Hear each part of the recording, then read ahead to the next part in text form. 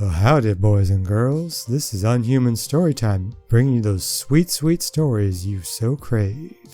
Yeah. Welcome back. In our last episode, we fixed a lot of problems on the floor, met a couple new people, and now I guess we're done. So let's just get started already. Well, I feel nice and accomplished. I was able to uphold the safety of the arcade like a model employee. I say that's pretty good for my first day. Even Gavin's got to be impressed, right? With that business sorted out, it's time to leave Showtime stage.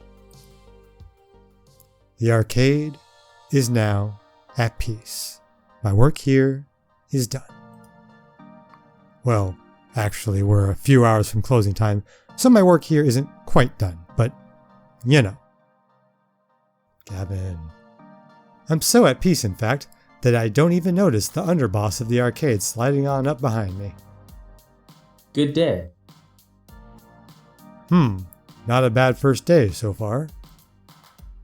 I've been keeping tabs on you. Well, others have been, and they've been texting me. You know, you should consider getting a proper group chat app going. I've got a crappy phone plan. My texts aren't free. A valid point. I'll look into that. Impressive. I'm impressed with how you handle yourself. I think you're going to work out just fine. Anyway, I've prepared your paperwork if you'd like to go sign it and make this working relationship a bit more above board. Yeah! So you're staying? Please tell me you're staying. I mean, I fed you and everything. Francine hasn't fired him yet, right? Oh, God, this monstrosity. An adorable nightmare joins the impromptu staff gathering. Ooh! And humans off to a great start. Here's to your first day, followed by many more. Don't you two have jobs to attend to? Just order a replacement power supply for Robotron. Nothing left to do for the day. Not many kids around for me to entertain. Finally, a quiet moment. My dream job has been going a mile a minute since I got here. Is it my dream job? I told Francine I wasn't sure why I was here, but that I was willing to try and find out for myself. It'd be silly to think I'd find my purpose after a single day, but on the whole, that day's been pretty decent. I'm starting to get along with my coworkers. I'm helping people with their problems. What more could I want? What more could I want? Well, I don't know. Not yet. But I'll find out one day. We've only got a few hours till closing and it's nice and quiet. How about we game a bit? Speak for yourself. I've still got paperwork to handle. Oh, come on. Don't act like you don't game. Irrelevant. I know your dirty little secret. What? Naomi. You sneak in early each morning to play pinball. You're a pinball wizard. Sure play some mean pinball. Ah, well, what of it? That's not his real secret, obviously. Anyway, I bring order to chaos. Pinball is the very expression of that art form. You know what we should do? Impromptu pinball tourney. The girls are giggling, and I'm finding myself smiling right alongside them. All in all, not a bad way to end my first day. By the way, I've booked a birthday party for this afternoon.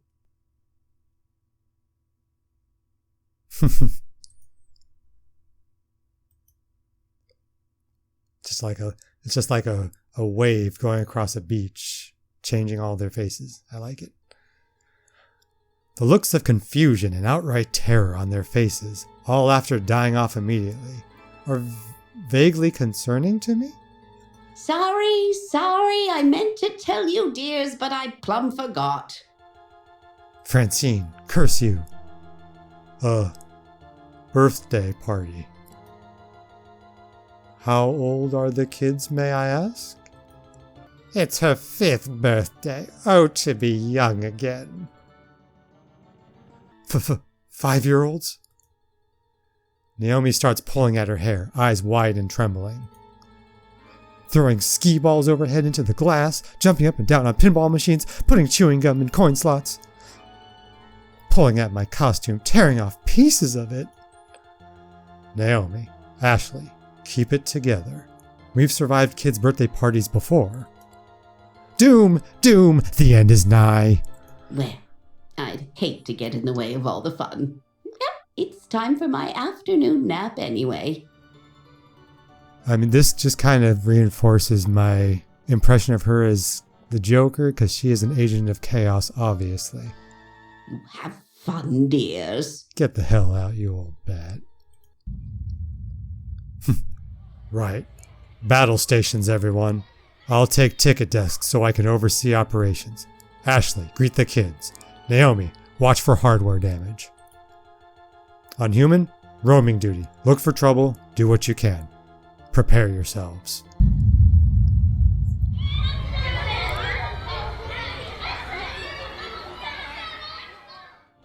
They are coming. Like an oncoming tidal wave, the rumble is felt before it is seen. Parents pulling into the parking lot, minivans disgorging kindergartners, and suddenly...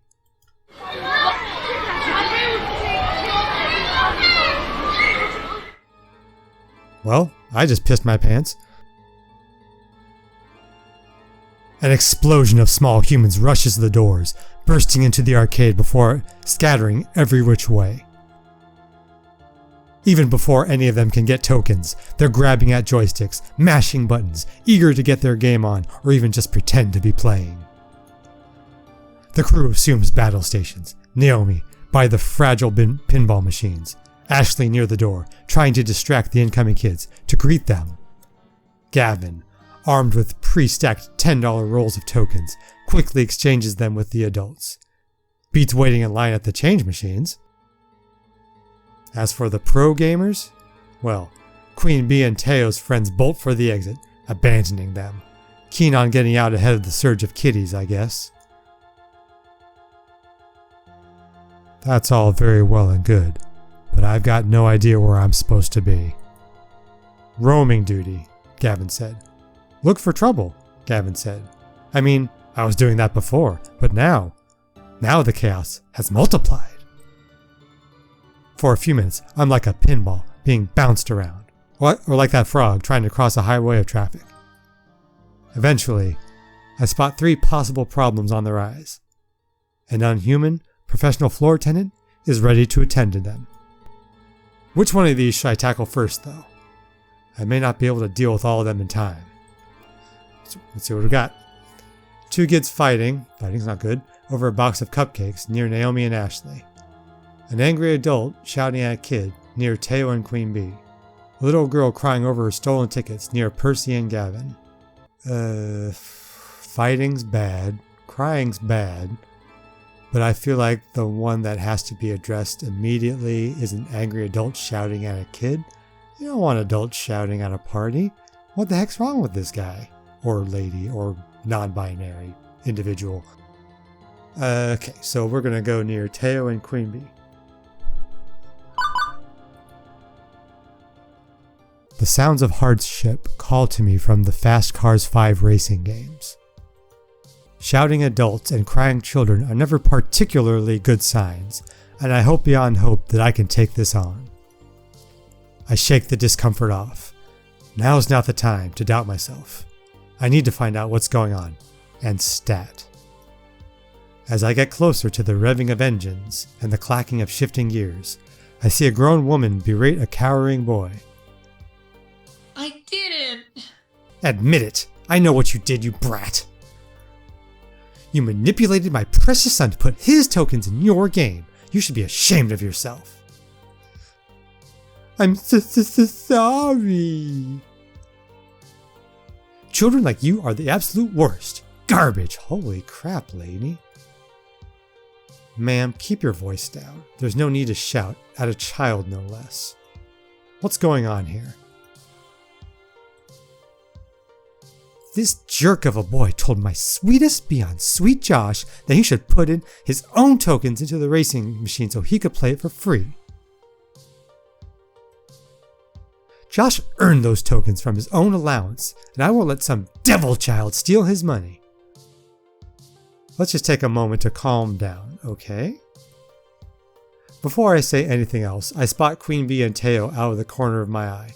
QueenBee looks infuriated and Teo has buried his face in his hand. Actually, now that I stop and think about it, they might have some insight. The racing games are right next to Showtime stage. Teo probably had a good vantage point of the whole thing if he was dancing on stage. And just by the way QueenBee's brows are furrowed, I can tell something is not sitting right with her. I could ask one of them for help. Or I could try to solve this one by myself. I'd be crazy to solve it by myself, I feel like, but your choices are: consult QueenBee on the situation, ask Teo if he saw something, or Detective Unhuman is on the case. And I feel like QueenBee's got the same emotional response that I have to this situation. And I think I want to go with her on this one. Since QueenBee has been consumed by rage, I bet she knows what's really going on here. I wave her over to join us. I attempt to reach out to her for guidance. Ma'am, I know you're upset right now, but I think that... What the Okay, I might have escalated things. That lady is a f***ing no good piece of shit. Nope, not helping. This is, in fact, the furthest away from helping I could ever envision.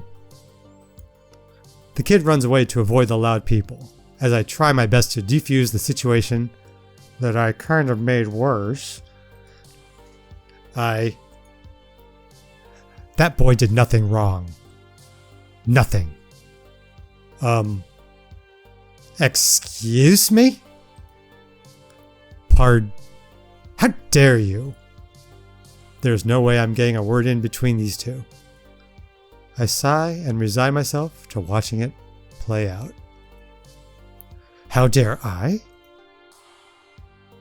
How f***ing dare you for yelling at that kid?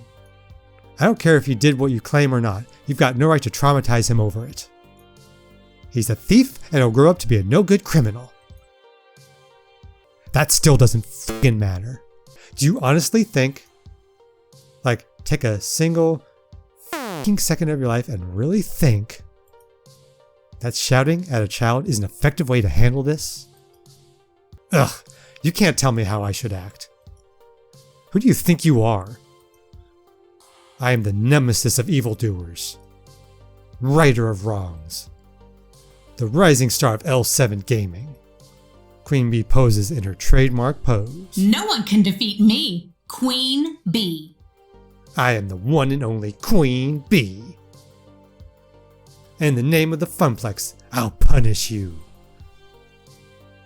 Oh crap, what just happened? Did she slap her? Well, I've never, in all my years, you're far worse than that impudent child. Josh, we are leaving this horrible arcade. Right now. Oh, no, please, come back. Well, that's one way to handle it. I'm liking QueenBee more and more every time I interact with her, honestly. The woman scoops up her child and storms out the front door. I don't think we'll see her or her son anymore, and frankly, I'm okay with that. Once they are gone, QueenBee turns her attention back to me. Come on! Ugh, people like that really piss me off. My blood's still boiling. Oh, hey. Oh, hey, thanks for the backup. You're welcome? I really didn't do much of anything. Yeah, well, I knew you had my back, kid. I can sense that you're like me. I can't stand to see people get screamed at. It sucks, you know? QueenBee's whole aura changed from her normal upbeat snark to being completely down in the dumps. Nah, girl, nah. What can I do to change this, make it right? This is a side of her I haven't seen yet. Seeing as how I've known her for less than a full afternoon, I not that surprised I haven't seen this side of her yet. She just looks so sad. But you yell at people all the time. QueenBee, are you doing okay? I'm not going to pry. Even though I don't think she's going to open up, I kind of feel like, let's ask her if she's doing okay. Somebody tells me her mask might just go up, but let's see. QueenBee, are you doing okay? I know it's really none of my business, but I feel I should ask about this. Looks like the incident hit her hard. Hey, everything alright? It's okay, you can tell me. She pauses for a second before her normal smile creeps back on her lips. Alright, got +1, so I guess it was the right answer. Seriously, I'll be fine. I just don't like seeing adults treat kids like their future's nothing. Like they'll be worthless stains on society. I had a lot of people tell me I could never be a professional gamer, that I should quit daydreaming. And I say, those people, don't let anyone tell you who you are. Hey, thanks. But hey, thanks for asking. I appreciate it, kid. Oh, another +1, heck yeah. Okay, show's over. You should go check on that boy. The boy! I totally forgot. You're right. I always am. Now, if you'll excuse me, I need to try to squeeze in a few more matches before quitting time. Later. I'm out, kid. Peace out, girl. Speaking of peacing out, I think it's probably about time I put this episode to bed. Thank you for listening or watching. Like, subscribe, share if you're so inclined. See you next time.